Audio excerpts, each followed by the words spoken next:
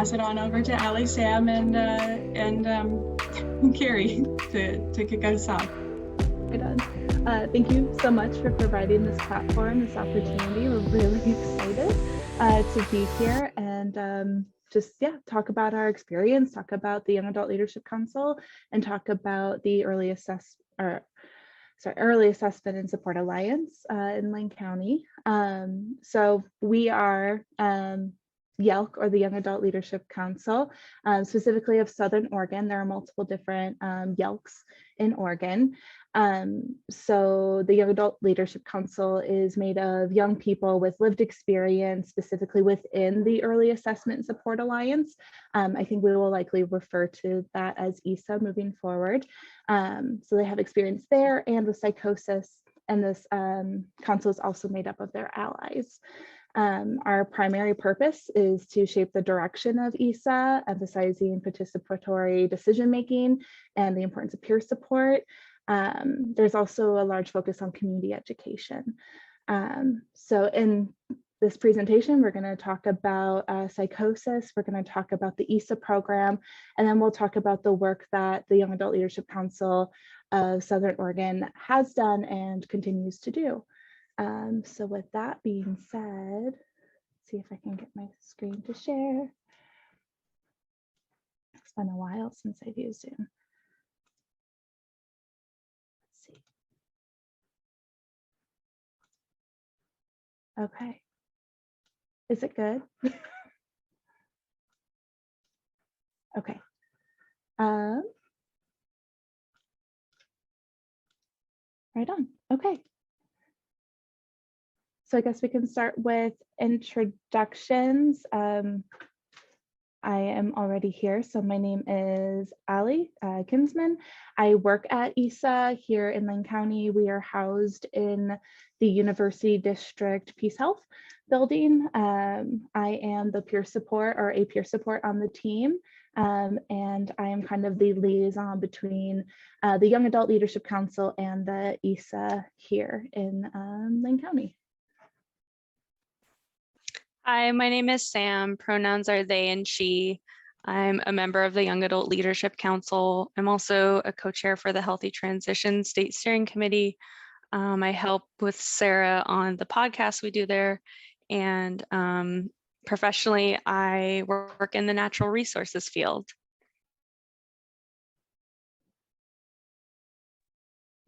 Hello there, everybody. My name is Carrie. My pronouns are they, them, or he. I am also on the Young Adult Leadership Council. That's why I'm here today. What a surprise. And for my professional work, I teach people to ride horses and shoot arrows. And the only other person that couldn't make it with us today is Q. He is furthering his education and doing the most. Well, he regrets not being here, but we're excited for him.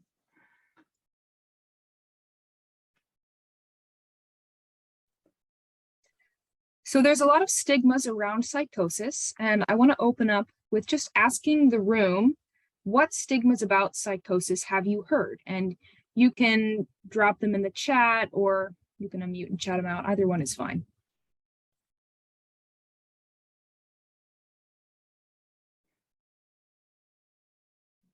Mostly violence, like people in psychosis or experiencing psychotic breaks are violent always. Yeah, that's a big one. Anyone else? That everyone, like that it's like a terrible thing for everybody all of the time. Ooh, that's a really good one. Yeah. One or two more. Similarly, that you never get better. Oh, yeah. You guys are coming up with some fabulous ones. Yeah, there are a lot of stigmas surrounding psychosis. Some of the most harmful ones certainly are the ones that have been named, is that people are the stigma, something that is untrue, is that people are dangerous. But the reality is that people experiencing psychosis are not dangerous and are much more likely to be taken advantage of and are more likely to be victims of crimes than to be a perpetrator of a crime. And that's very important because this is a very dangerous stigma that is inflicted on people experiencing psychosis, which is a huge part of why it is very dangerous for people with psychosis to have interactions with law enforcement, for example. Another important point with psychosis is that people do get better. In fact, the science that we have found recently is that most people do get better. There's kind of a law of thirds. A third of people who experience psychosis will experience it for maybe once or a number of years and then go on to be perfectly all right the rest of their lives. A third of people will experience psychosis and have periods of active psychosis and remission throughout their lives, and then about a third will struggle significantly throughout their life. This is really important to get rid of that stigma because that is a huge part of what sows in a lack of hope in people. Because psychosis can be a very miserable experience. And having this idea that it's never going to get any better, and this is kind of the way it is, that can be often pushed by people who are not educated and our providers, can really cause you to lose hope. Now, there's another really important part that someone else brought up, I don't remember who it was, that is a lot of psychosis experience actually can be positive for some people. And that's something we'll talk about a little bit later with diagnosis as well. Because psychosis can be, and most frequently is, misdiagnosed as other things, because it looks very similar in the beginning stages to depression, or oftentimes just normal teenager experiences. But obviously these end up to be very different experiences than what a lot of people have during their lifetime. A lot of these cultural thoughts around psychosis really contribute to the misdiagnosis and to the poor treatment that often happens in medical care. But the reality is that psychosis most likely will get better. It is very treatable, and people are not dangerous who are experiencing it. They're much more likely to be taken advantage of.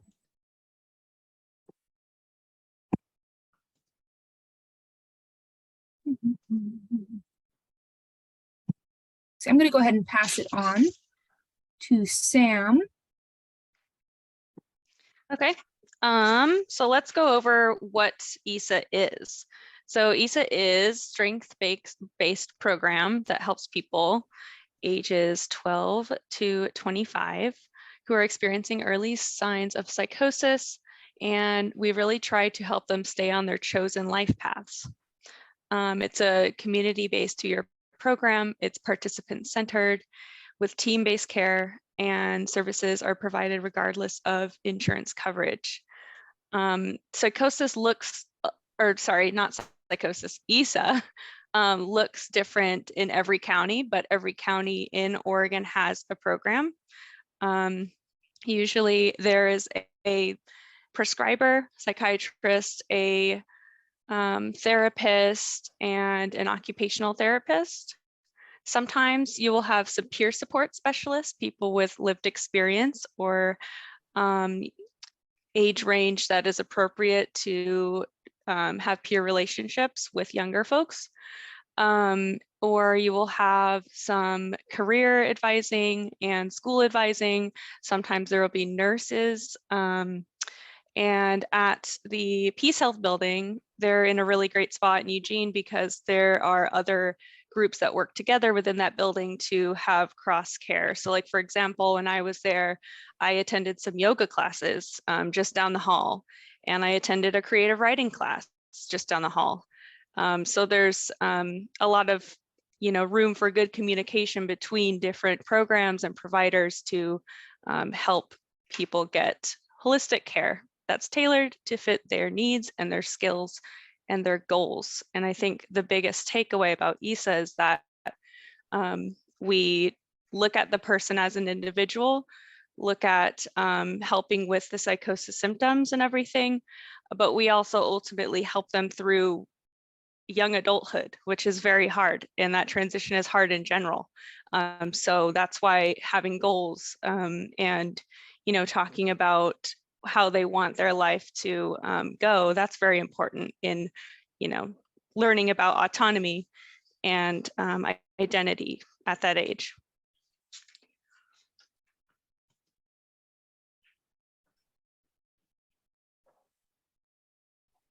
Okay, so what EASA is to us is that it provides essential care. Like I said, there is a medical person there, prescriber, usually does come with a nurse to help with that, and a therapist. Peer support is especially important. I think there is a growing movement around the US and especially in Oregon that peer support is very important, and we need to look at that and we need to study it more and really lay out, you know, how that works and why that works. But coming from experience, peer support was crucial for me because psychosis is such a rare and weird thing to go through that it's hard to relate to other people, to talk about your issues and your problems. So to have that young person that also went through the EASA program, like giving me advice, or not necessarily advice, but sharing part of their story with me, I felt less alone. And I felt like, well, if they can make it through this program, so can I. They're a great role model. So that was really important for me. Carrie, do you want to take it from here?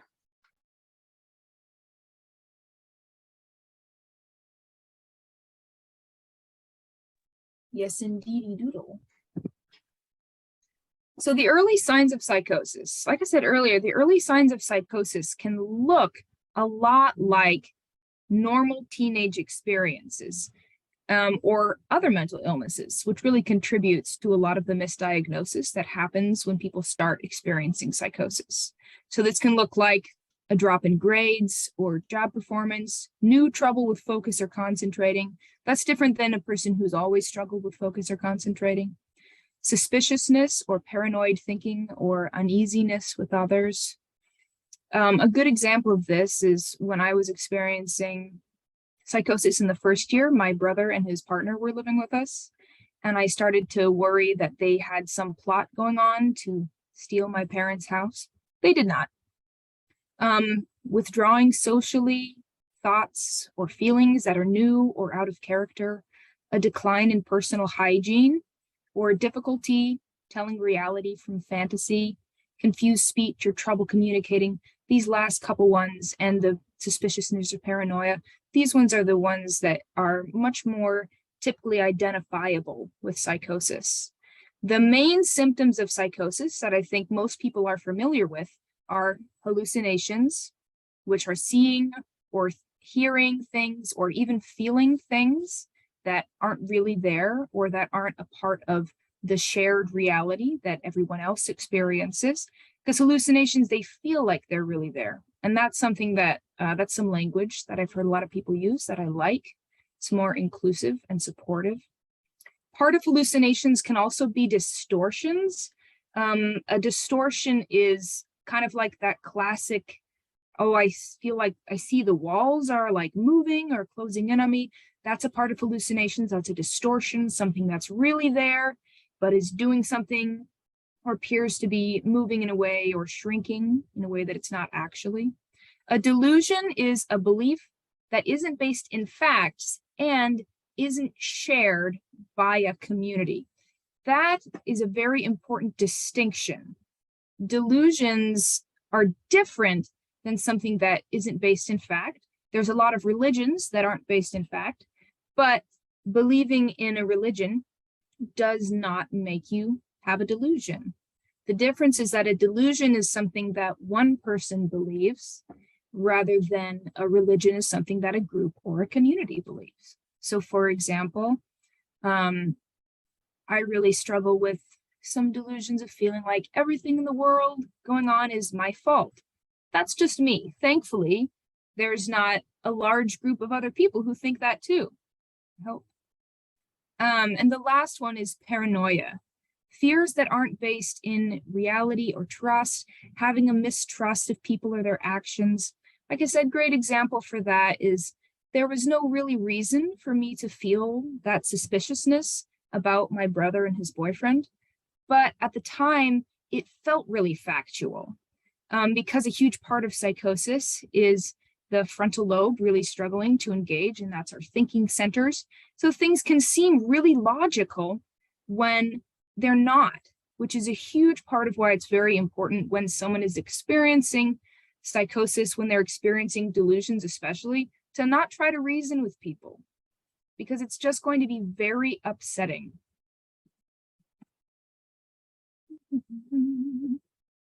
So the next part we're going to talk about is receiving a diagnosis. Receiving a diagnosis can be very helpful in a lot of ways. It can help to inform treatment. It can be very helpful to have a single word that kind of encapsulates your experience to share with providers so they can have a general guidance for what you might be struggling with. But it can also be, like we have here, it can be a double-edged sword. There's a lot that comes with the diagnosis that is not great. Most of this is related to stigma, cultural stigma, stigma in the medical system, and internalized stigma. Stigma in the medical system can be incredibly impactful. People can receive inappropriate treatment. They can receive uninformed treatment, which is very illegal, but it does happen, especially when people are experiencing psychosis. And this is mainly due to a stigma around psychosis that when people have that diagnosis, they no longer have the ability to make decisions for themselves. So often providers will kind of push those decisions for them. That's a very important thing to not do. And then culturally, it can be very challenging to get a job when you have psychosis or a major mental illness, which is a designation, a governmental designation on your chart, and you have those symptoms and experiences, despite the fact that psychosis is protected by the Americans with Disabilities Act.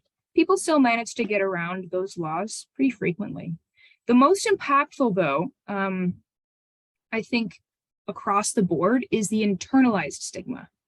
That is the stigma that you kind of swallow, and then it kind of grows and informs how you think about yourself, how you treat yourself, and what you do. The biggest and most impactful internalized stigma you can have is that psychosis does not get any better. Like we said earlier, it does. It can, and it probably will, which is the great thing. And that is a huge part of the difference with EASA. Why the EASA program makes such a difference. One is that the EASA program is an early assessment and support alliance. So the goal of the EASA program is to get people before they experience their first episode of psychosis. So this would be when people have attenuated pre-psychosis syndrome. So they're having all of those symptoms that kind of look like someone experiencing depression or going through some difficult stages in early adulthood, but also have some psychosis features to them. When you intervene early, it makes a huge difference because you can step in and you can prevent a lot of this cultural damage that happens. Whether that is helping the person to stay in school, helping to advocate for them in their job, and most importantly, helping to combat a lot of the internal stigma that they'll get. A big part of EASA as well is that they keep up to date with the research and with the science. So they follow the most recommended treatment procedures, which makes a massive, massive difference for people, and is also very cautious about diagnosing before it's necessary. Because as we've seen, diagnosing can be really helpful for some people, and for other people, it can lead to internalization of the stigma. And all of this is just a big part of the most important thing with psychosis, which is just keeping hope alive. Hope is the most important thing. There was a study, I'll quote it very briefly. There's a lot of really fun, unethical studies you can look into. There was a study done on hope by putting a mouse in a tub of water and timing how long it took for the mouse to give up swimming. The first time the mouse was put in the water, it swam for about 5 minutes, and then the researchers took the mouse out of the water, let it recover. Poor little mouse. And then once the mouse was nicely recovered, they put it back in the water. And then they timed it again. And this time, the mouse lasted 18 minutes, about 12, 13 minutes longer than the first time it had been put in the water. And the only difference was this time the mouse expected to be saved. That is what makes the difference. Being able to hope that it's going to get better, to have evidence that it's going to get better, and a group of people, not just one, telling you it's going to get better and that they believe in you.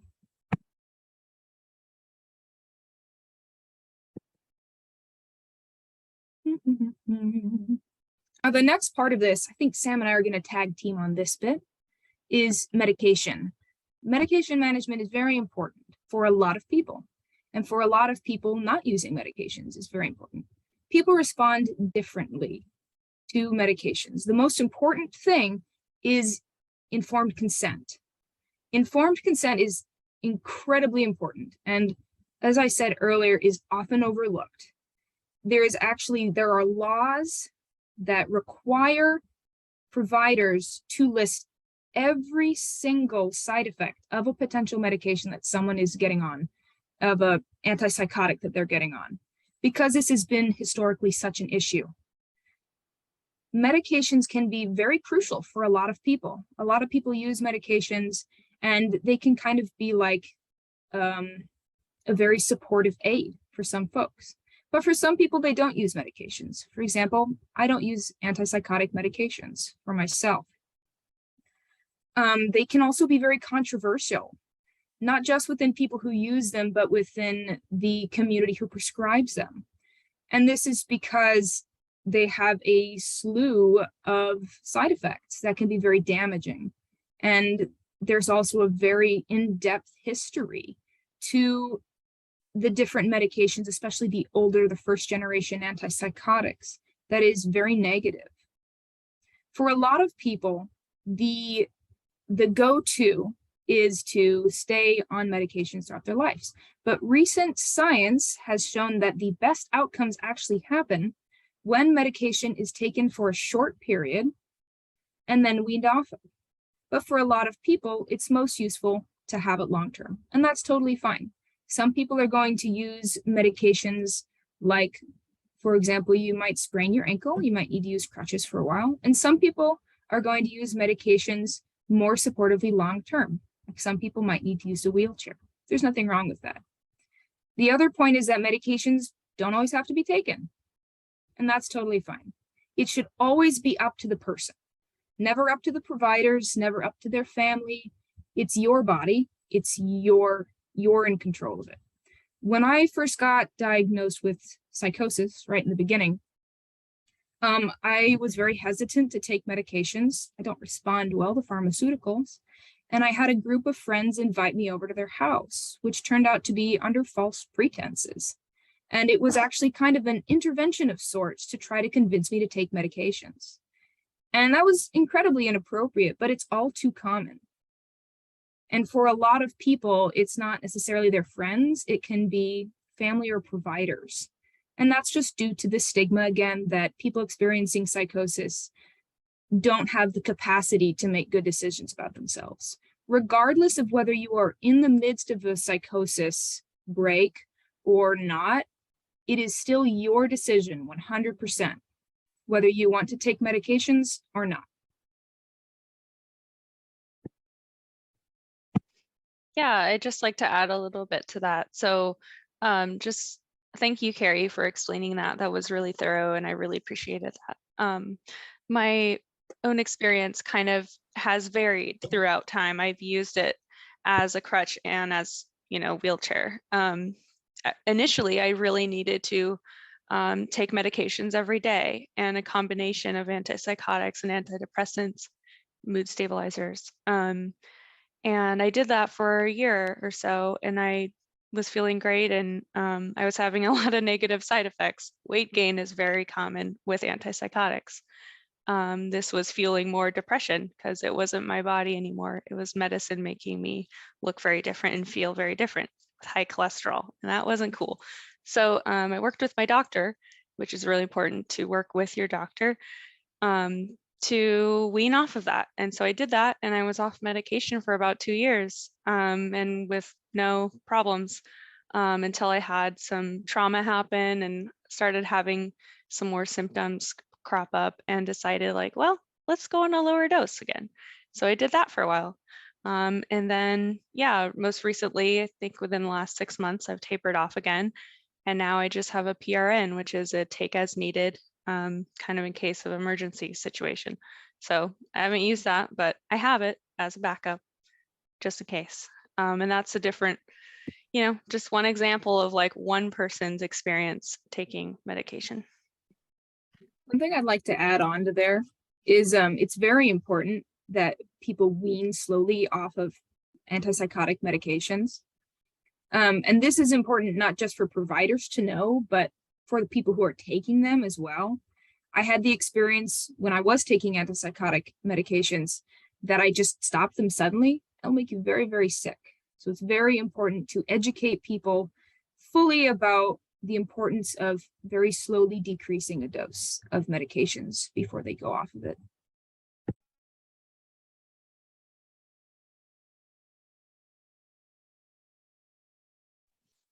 All right, so I can do this slide since Q is not here. Usually Q does this one, but I have some experience as well. So cannabis and psychosis, this is kind of a kind of controversial topic because for young people, taking cannabis is very common. It's pretty normalized. In Oregon, it is legal to have cannabis if you're 21 and older.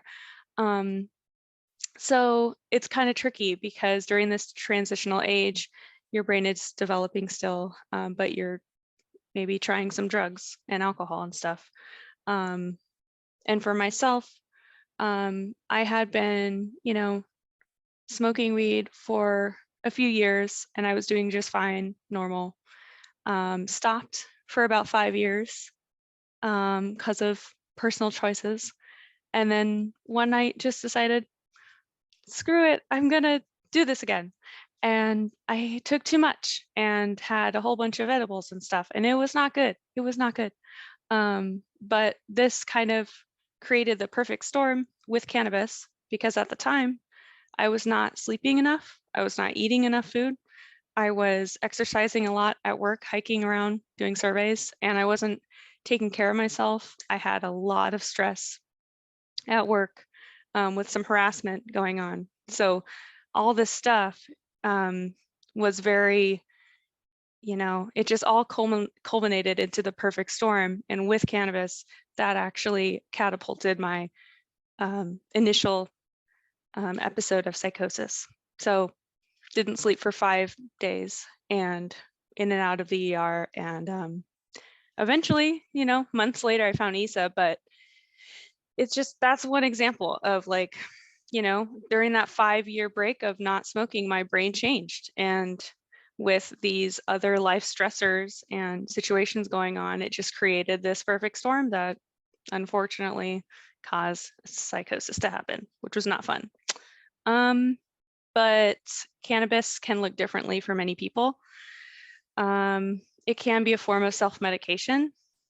It may cause the onset of symptoms for someone who is at risk. So that, in my case, that's what happened. It may increase symptoms of psychosis. That also happened to me. But I think there is a lot of new emerging science coming out with the benefits of isolating CBD as a component in marijuana, cannabis, and looking at that as a therapeutic tool. So I believe that's worth looking at.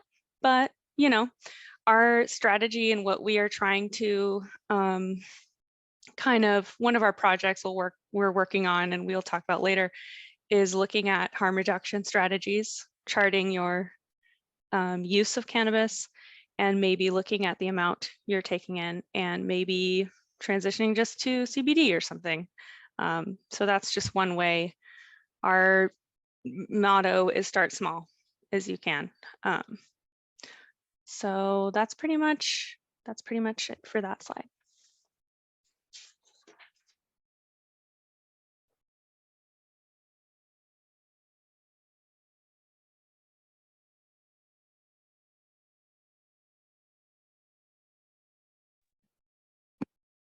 All right.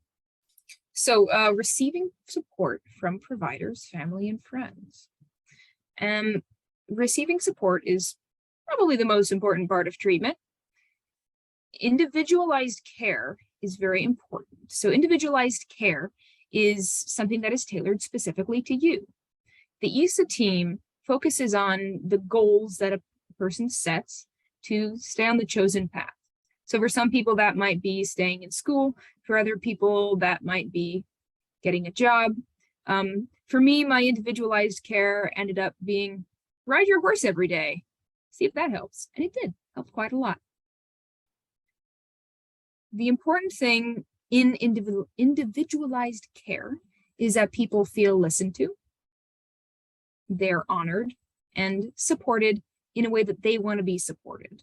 So being listened to is not just how you listen, so you should listen actively and supportively, but also treat people like you're talking to a normal person. My partner really likes to sometimes kind of go into like therapist mode, and I'll be like, man, I'm having such a hard day. I'm like, oh, that sounds really hard. It's like, okay, stop. Just say, oh man, that sucks. What happened? Treat people normally because we're all normal people.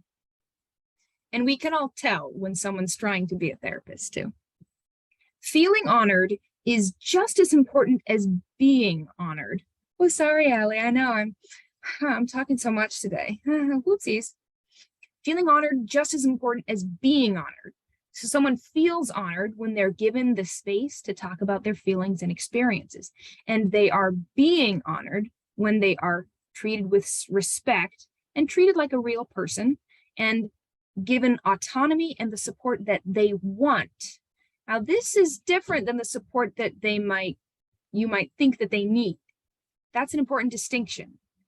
The support that they need is the support that they want. That is always true. Take that to heart. Now we can move on.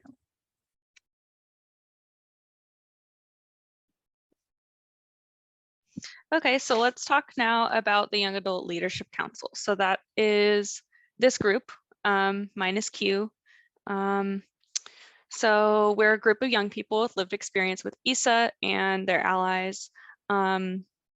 We work with the EASA team in Lane County and statewide to inform with decision-making and changes and improvements to the program because we love this program. I myself say all the time, it saved my life. I don't think I would be alive without EASA. It's amazing. So we are just so glad that we get to work with the staff to, keep this great thing going. And also we work individually as a group together doing our own projects. So we do advocacy-related projects. Here's a list of them. So we can go over a little bit of what each one is right now. So right now, our main one, what we're doing right now is an example, spreading awareness, advocating for lived experience and psychosis for young people, representing on other boards and committees, and networking with professionals and other young people who want to get involved with mental health advocacy.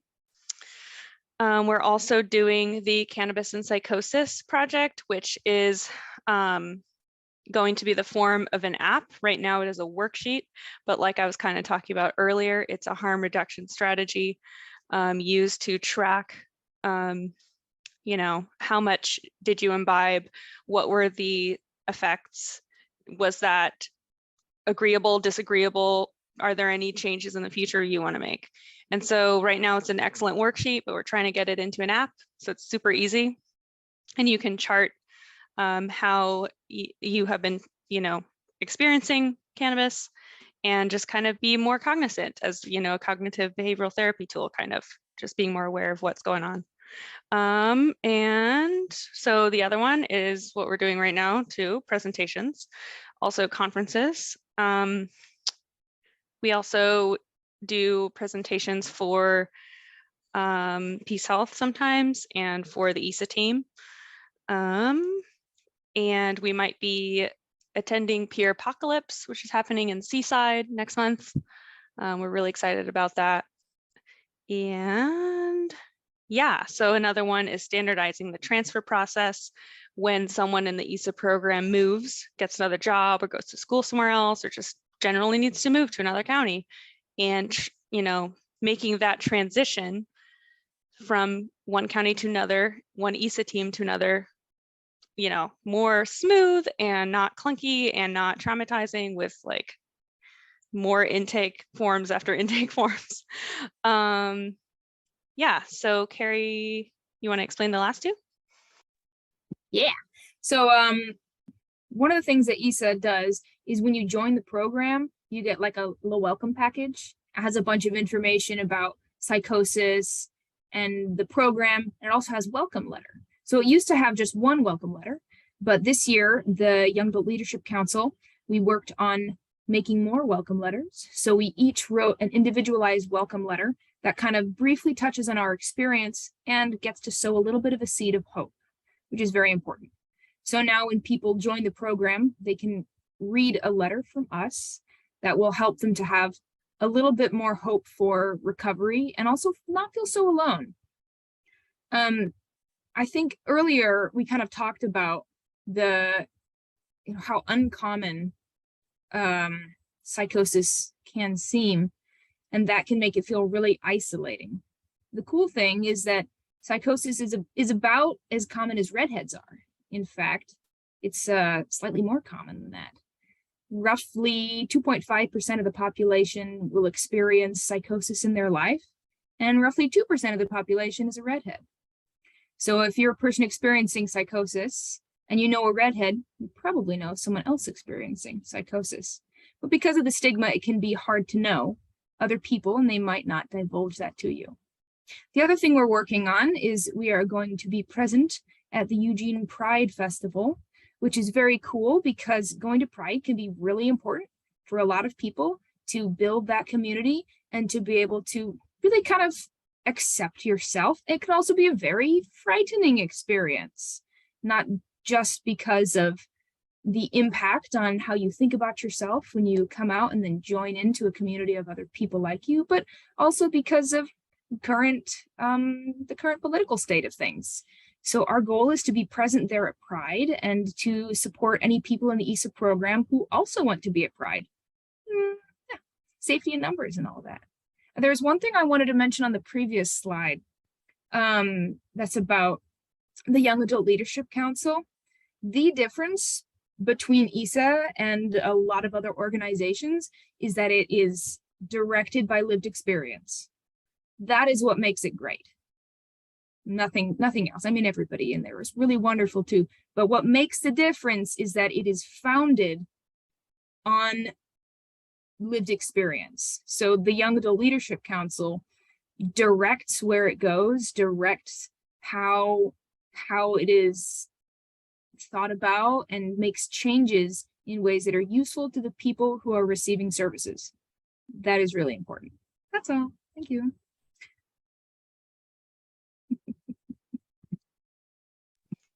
So who can join the Young Adult Leadership Council, also known as YALC? So currently or formerly, people in the first episode psychosis or the clinically high risk program within EASA, they should be 12 to 28 years of age, interested in advocacy work. There is an application and an interview. We meet the third Friday of each month from 3 to 5, and we receive a stipend for each meeting we participate in, because at the end of the day, this is work. It is not a support group, namely, it is a working group, an advocacy group. Support comes naturally because we're all friends and we're all awesome, but we're here to work and do good stuff, so we get paid for it. and it's excellent. So if you know anyone who is a graduate or currently in EASA or the clinically high risk program, direct them our way, and we would love to have an interview.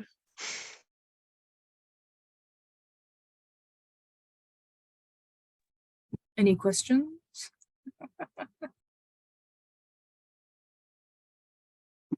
Okay, I got a few in the chat.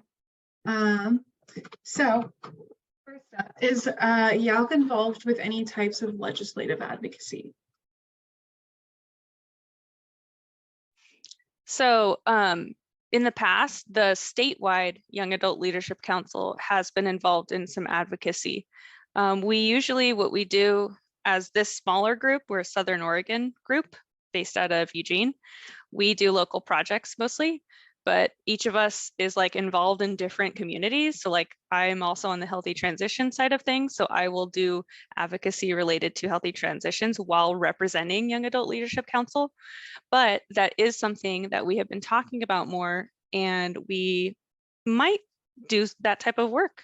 Yeah, there's some things that we're working on too. We haven't officially made them projects yet, but we have some new stuff in the works. So yeah.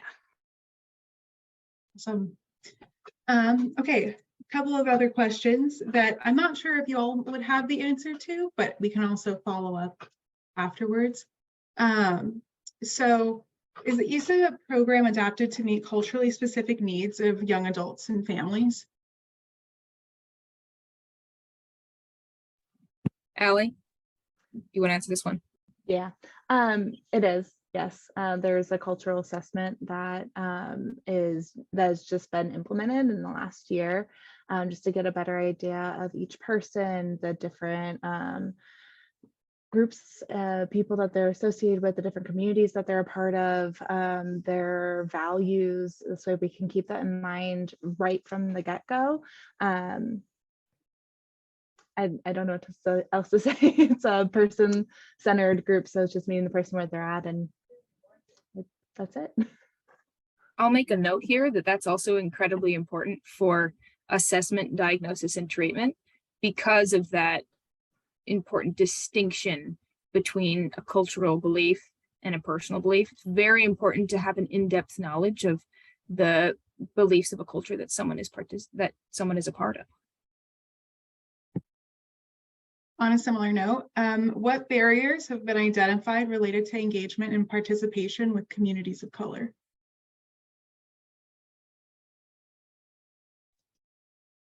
I can only speak from my own experience, and I've only been with EASA for about a year.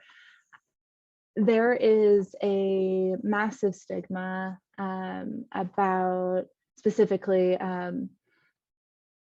Black men, Black women being much more violent if they receive this diagnosis. So care in the medical system is much more harsh, and they tend to make decisions on behalf of the person instead of listening to the person themselves. EASA, I think, does a wonderful job at meeting everyone where they're at and soothing kind of those cultural barriers. There can be socioeconomical barriers, there could be transportation barriers. There's a lot of things that kind of come with any one person's background.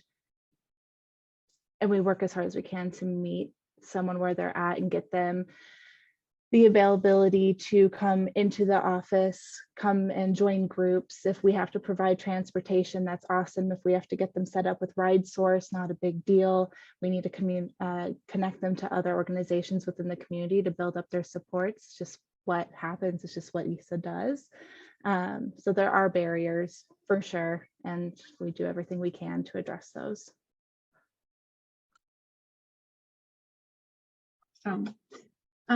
Is there an occupational therapist on the Southern Oregon EASA team? Yes.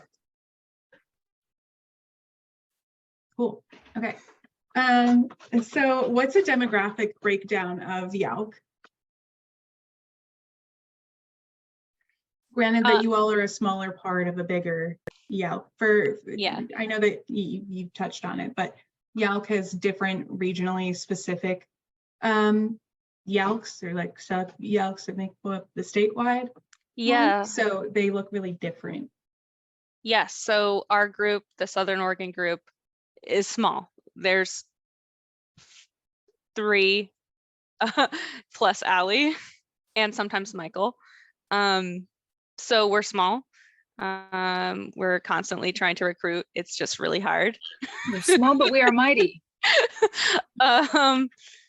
Yeah, so, but there's also a Salem-based one, the Mid-Valley, and the Portland-based YALC, which is mainly the statewide at this point, but we're also trying to incorporate a quarterly meeting where all of the groups come together and talk about their projects and collaborate. Yeah. Okay. And has YALC or how much has the EASA model been evaluated and its effectiveness using a racial impact lens? I don't know that I have an answer for that right now. That's fair. I will also say that, so EASA has a Center for Excellence that oversees a lot of the evaluation, and that is housed at OHSU. And I messaged this directly, but I would love, some of these questions are really important, and I would love to put you in touch with EASA's director, Tamara Sale, who would have better or just more specific information and what you're looking for. So, okay. And can I just add a piece to that? Part of the wonderful piece of having these youth engagement like power hours is to be able to connect young adults who are doing this leadership work, like the work that y'all are doing, with other young adult leadership groups who are doing similar work. And so sometimes I find that even in my job, we end up doing work in silos. So we're all advocating and we're not necessarily working in tandem together with one another in all of our different spheres. So really getting, you know, culturally specific groups and different identifying groups and all of that together to really like summit and have a conversation and sit here and say, as young adults, how are we going to take our brilliance and step into 2023 and make sure that we got all the communities here and we are all advocating for one another with that collective impact piece. And so you're doing fabulous work and we're also here to collaborate.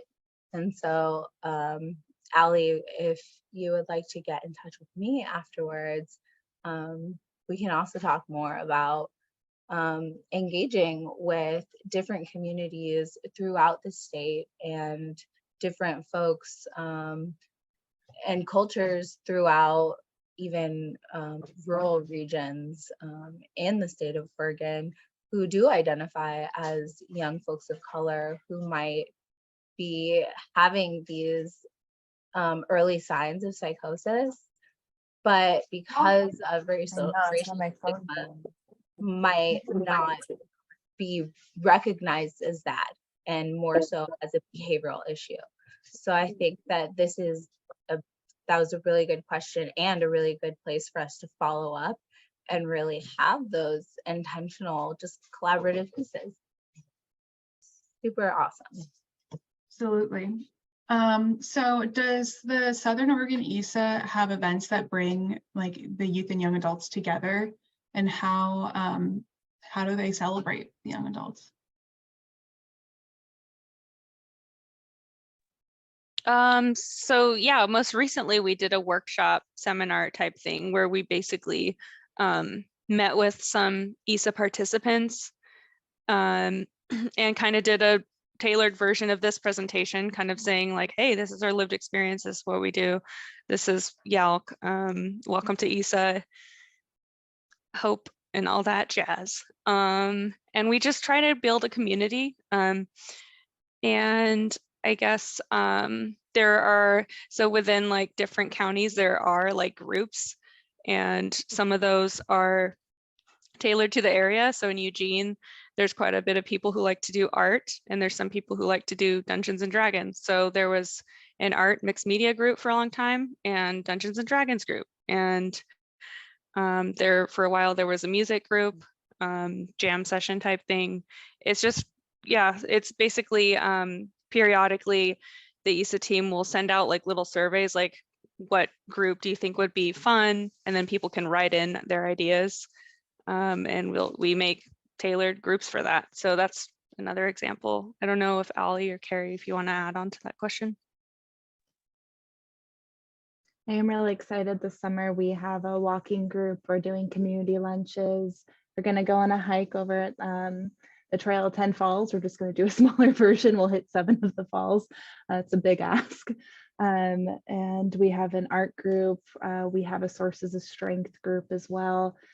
So we're trying to incorporate, we brought back yoga, which is really exciting. And we're about to initiate a horses and healing program. We have a new therapist that's passionate about this, and she's nearly ready to get the program up and going. So there's a lot of different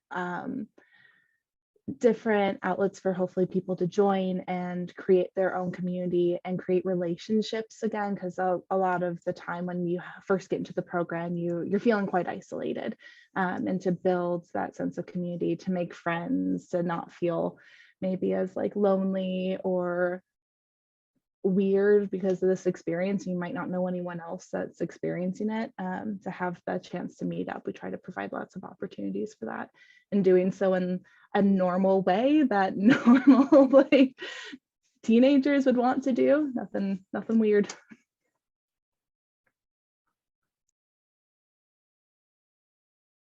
Okay. Someone messaged, you mentioned that it's hard to recruit new members. What's the biggest barriers for recruitment of new members?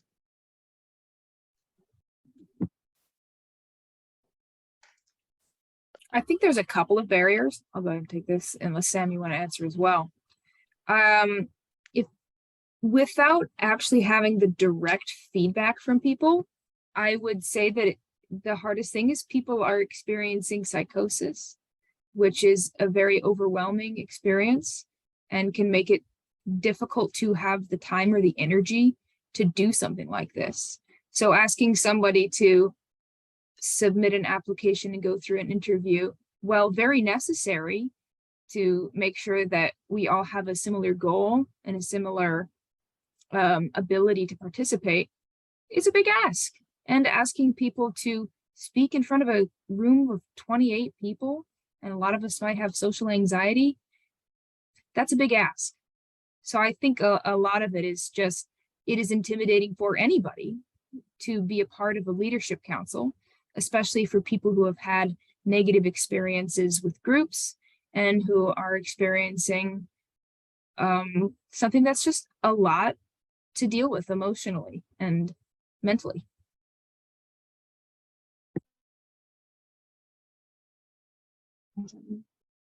So, what types of system support and connection would you all like to see come from this event?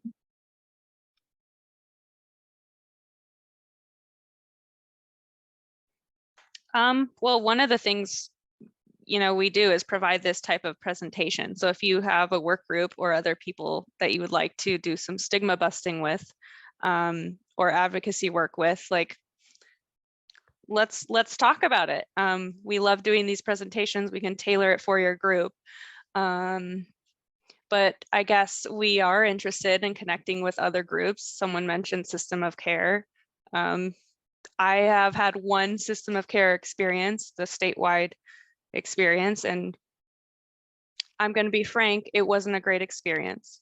So some of these groups, I don't feel like are ready to hear what we have to say, but if you think it would be appropriate for us to work with larger communities and people who are willing to listen and respect what we have to say.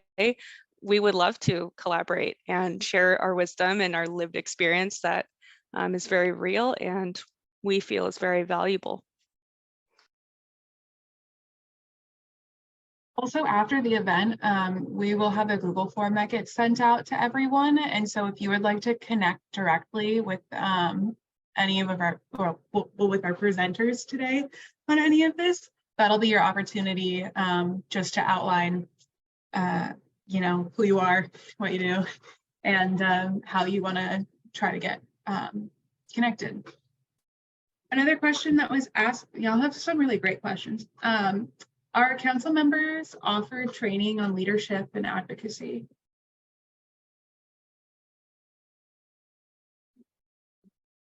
Yes. I think that both Sam and I have done some training that we were able to participate in. One in particular that comes to mind that was about strategic sharing about your experience in a way that is helpful without being traumatizing to the people who are listening.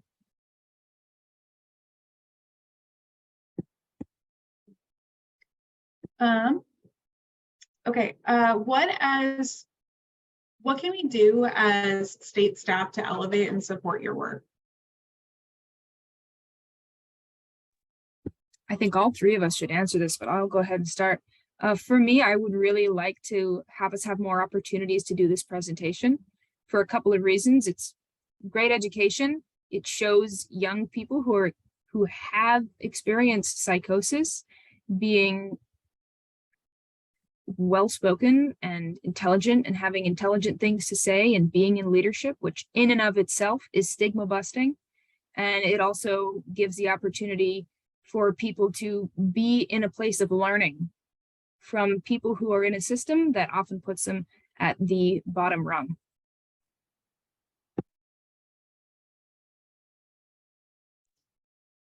I can only echo what Carrie just said. As many opportunities as we get to continue to give this presentation, continue to educate, continue to stigma bust, the better.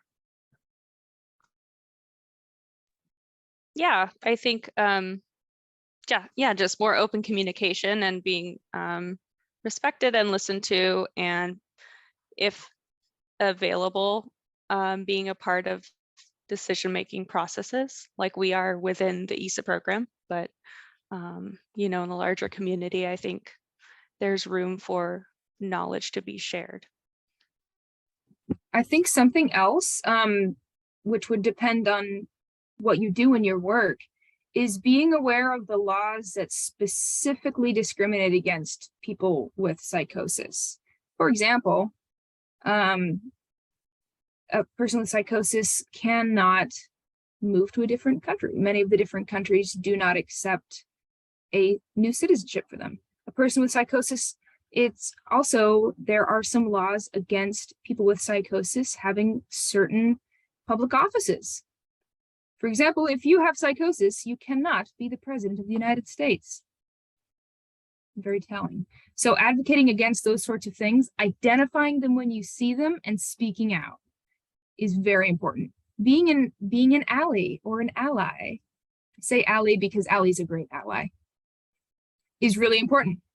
And giving space for people who have lived experience to speak, and then just echoing what they say. Ally really does an amazing job. All the claps for Ally.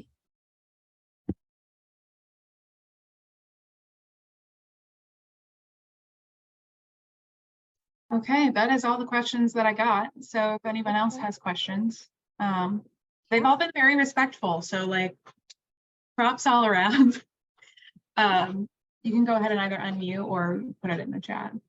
Yeah, and first, I just want to say thank you again. It's been an absolute honor to have all of you in this space, sharing knowledge, sharing that lived experience expertise in like a way that's just like not only like eloquent, but real. Because a lot of times I think, and in working in spaces with young folks, like we really need the realness. We need the realness, how it is, what it looks like, what the experience is like, and really what's going on at like, and this is how I navigate space level, and not just the acronyms and kind of bureaucratic language. So working beyond bureaucracy, like big points to that. Second, I really would like to ask, because I'm such a firm believer in knowledge as being power, knowledge distribution, also sharing knowledge and sharing power, and really accountability commitments. I think my question to you would be, if there is specific knowledge around projects that do relate to policy, what types of, or not even what types of connection points, I'm just saying, if there's knowledge relating to policy, or you have any policy questions or want to get involved in policy, please use me as a resource. I'm always here for that. And writing that equity into policy is huge. Also, if y'all are working on anything that does involve policy right now, please feel free to share. And I also want to open space to folks who are in the room and who have been part of this presentation, or who have been part of like sharing this space with y'all and like absorbing that expertise, to really say, hey, this is who I am, and this is how I can uplift your work. So if there's anyone in the space who would like to just unmute and say, hey, this is who I am, this is what my role is, this is what I do, so that y'all have connection points, or at least you know the go-to folks, or can connect with me and say, hey, wow, what Christy said sounds really cool as a contract administrator, or what this person said they do sounds really great in system of care, that we can get y'all connected with folks. So I also want to open the space for some folks in the room to say who they are, what they do, and really like let y'all know what kind of support we have for you.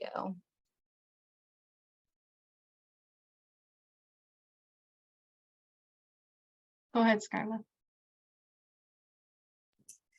Hi, I'm Skyla. Thank you guys for your presentation today. That was awesome. I have struggled with psychosis for a good part of my life, mostly drug induced, but then it kind of followed. So what I do in my role, I work for a youth recovery agency, youth and young adult. I work for Fourth Dimension Recovery. We have centers in Washington County, Multnomah County, and Clackamas County right now. And what we do is the same kind of peer mentorship support. We also host like social building, and like we're building positive peer culture. And so we get a lot of people who struggle with psychosis, drug-induced psychosis, and otherwise. And I just think this is an excellent resource, because we also do a lot of advocacy work. We've been to the Oregon Recovers Advocacy Day, the Health Justice Recovery Alliance Advocacy Day. So yeah, we're definitely a resource. We're looking on getting out to Eugene. So I don't know if we're super useful to you guys out there yet, but we're working on it. So. That's awesome. I'm so glad that that group exists. Thank you for sharing that. I definitely want to learn more about it.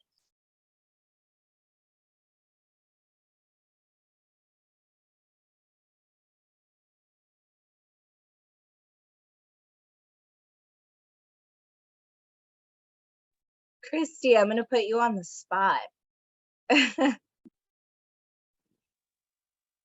Hi, thanks, Nakobe.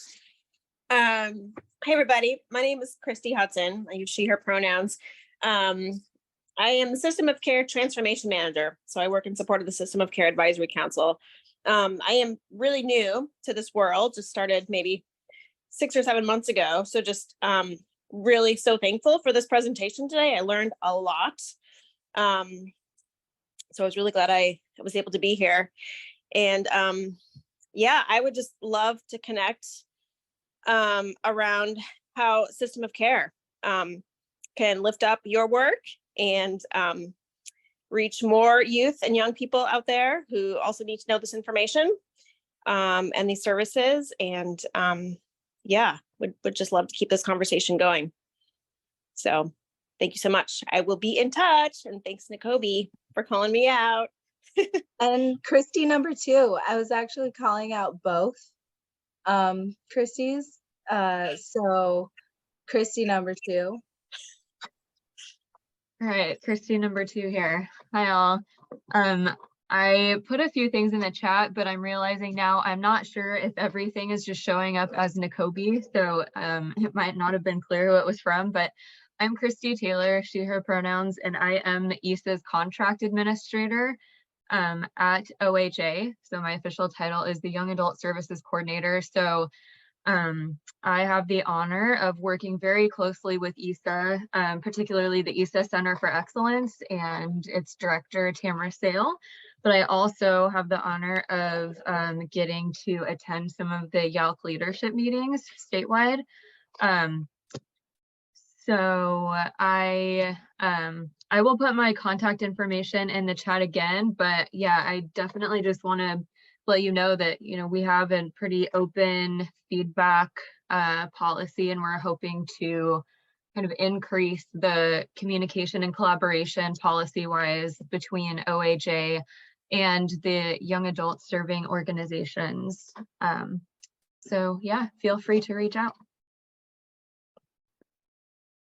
I'm going to put one more person on the spot. I did see that Tasha put information in the chat, which we can also send out. And Tasha, your brilliance and expertise goes beyond rivers. As Alfonso. Alfonso is over here as Nakobe Petronelli. But just to introduce yourself and who you are and really what your team does.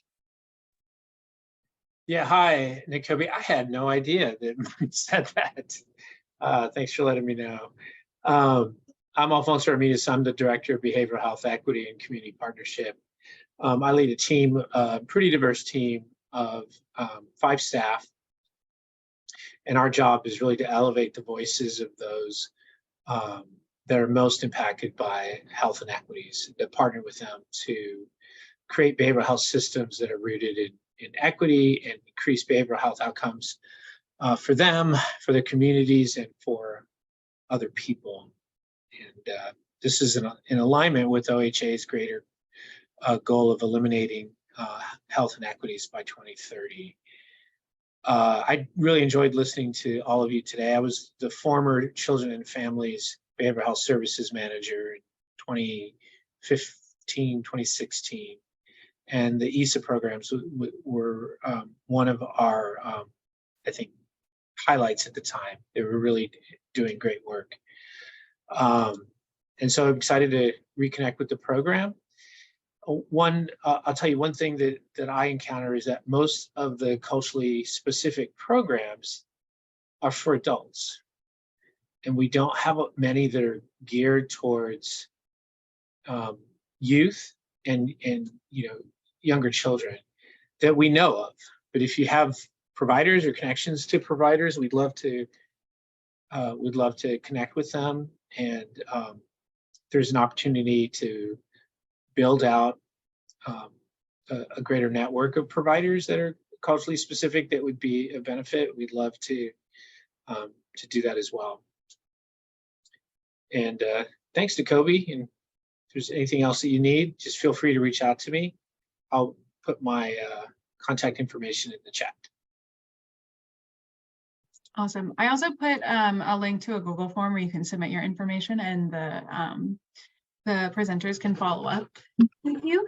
That'll also be sent out afterwards. I mean, at one point in the meeting, we had 40 people on, which is amazing. And oh,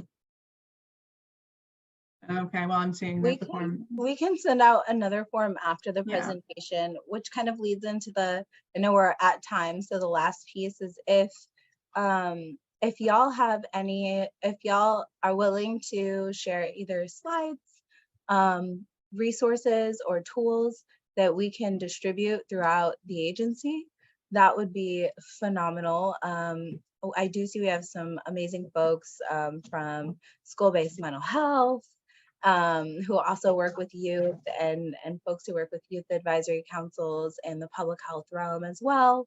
So any tools or resources that you would want uplifted to the state level, we are more than happy to really A, give that credit and platform, and B, get it on our web pages and send it out to our partners in community and throughout different state systems and our state system. So that your work gets elevated in that way. Again, y'all are creative geniuses. You are brilliant. And we really appreciate having you here. And thank you for taking the time out of your day to present with us.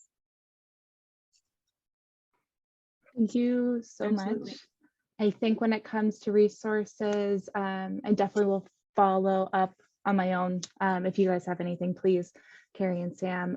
I'll go to the EASA team as well, and the continuing education team within our EASA, and see if there's anything that we as a whole would like to promote as well. Carrie, I'm wondering, would it be okay if I promote an asset that you created? Okay, great. Carrie wrote a book. It highlights their experience with psychosis and recovery. It's a lovely poetry book, and I truly would love anyone that offers any kind of support to a young population, especially a young population that might experience psychosis, to get this. It was made not only for people that experience psychosis, but for providers to get a better insight on what people might experience. Fishes in the Bathtub by Carrie Norland. You can get it on Amazon. It's fantastic. I hope that was an okay sales pitch, Carrie. Please add any details you'd like.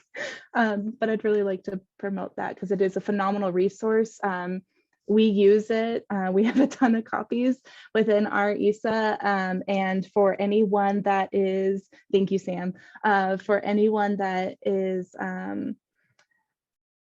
experiencing psychosis, it's getting overwhelming, and they tend to be of like a creative mindset. This has been such a lovely tool. It really makes folks feel connected. It makes folks feel hope. And yeah, I'd like to boost that. Oh my gosh, that's amazing. Yes, please. We'll be going through the chat and getting resources, links, if there's a specific bookstore that you recommend folks using other than maybe a corporate website. Please let us know.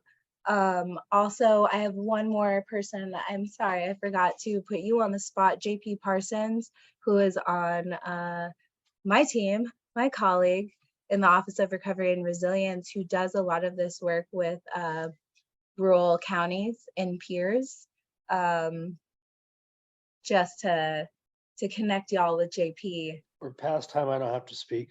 Oh, JP, come on. But no, I put my email in the chat, and I really would love to connect with anybody that's doing this work in a rural community. Just to give you an idea, I have traveled. I live in Central Oregon, and a little town called Lapine, if you know where that's at.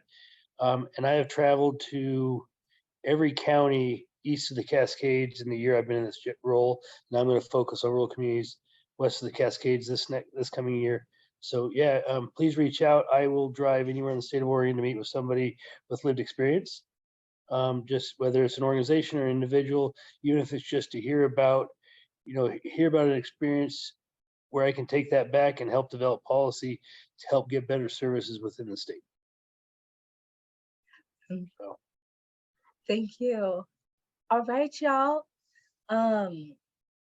Any final thoughts? final quotes, any words that you want to send us off of wisdom to complete our day. Gonna leave that space open. Again, a big special thank you to Sarah and Shannon, who really made this possible, and to the young folks who, again, imagined, dreamed, and these two incredible humans who actualized, and the work that y'all are doing. This has been phenomenal. I hope that I get to connect with y'all more. Thank you. Hey, everyone. Take care. Thank you.